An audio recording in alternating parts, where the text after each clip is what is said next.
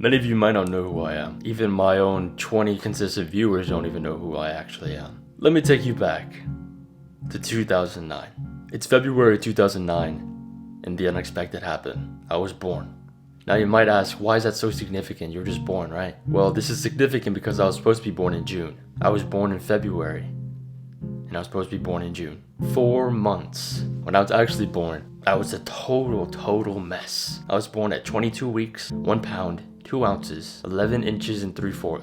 So less than a ruler. I barely had any developed anything. I was a little tiny, skinny little baby. This crazy thing. Supposedly, this is what I heard, that I had a less than 2% chance of survival rate. Less than 2%. 2. And doctors said that even if I did survive, I would have major consequences in the future of my life. I mean, considering that I was born 4 months early, that doesn't really surprise me. So I was sent to the NICU, which is the neonatal intensive care unit. It's basically just the ICU for newborn babies. Since I was so premature, my lungs weren't developed, so I couldn't breathe. That was kind of a problem. I couldn't breathe when I was born. Sent to the NICU, they had to do so many crazy things to me, like so many tests and surgeries. I have metal in my heart, PDA ligation. But like I have a metal valve holding together something in my heart, or a metal thing holding together valves in my heart. So I'm basically Iron Man.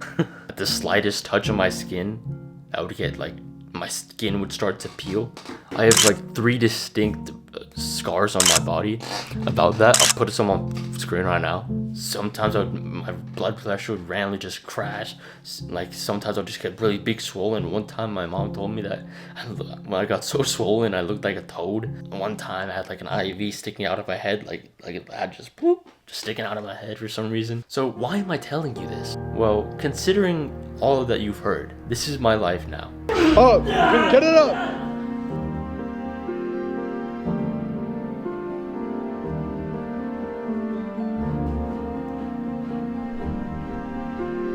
Game over, girls? Yes.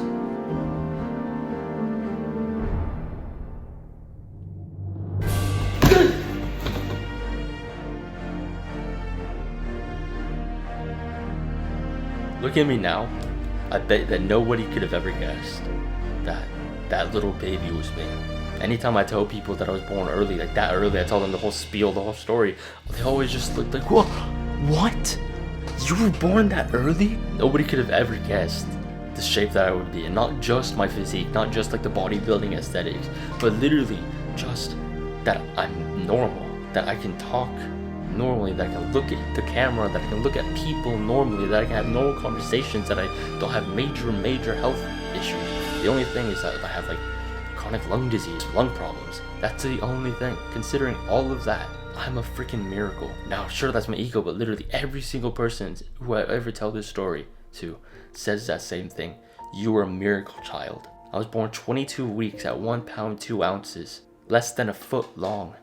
And this is me now, with not managing major health risks at all. So why do I tell you this story? The reason I tell you this story is so that other people in my same position, or in other positions where they feel like they can't do anything because of so many different excuses. Oh, I'm overweight, I'm a little person. Oh, I have asthma. Oh, I don't have legs. Those are all different kinds of excuses. I don't mean to be insensitive. I really don't mean to be insensitive. If that hurts your feelings, I'm sorry. But you can do great things with so many handicaps in your life.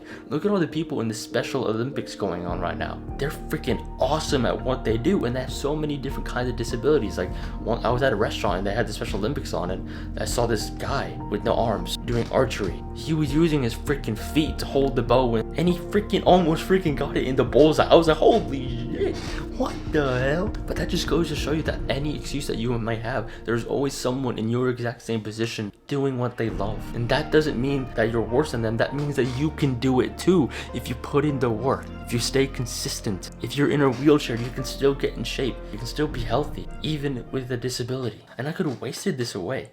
I could have wasted my life away by becoming a normal kid, just eating whatever he wants, content consumption to the max, TikTok, Instagram, YouTube shorts, being lazy, not doing my schoolwork, getting chubby, playing video games all the time, being around toxic people, toxic friends. I could have wasted all of that potential away. But then in November 2022, I finally got a grip over myself. I finally got a grip of my life, and I started thinking, you could have died at birth.